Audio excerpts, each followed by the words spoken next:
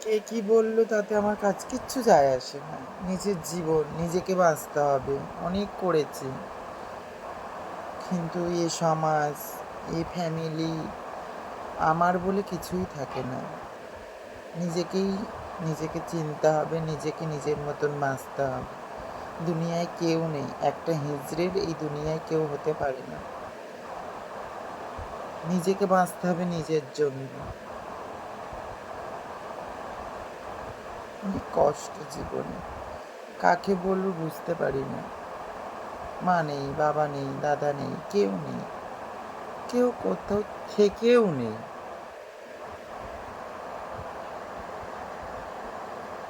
কেন? আমি হিজড়ে বলে।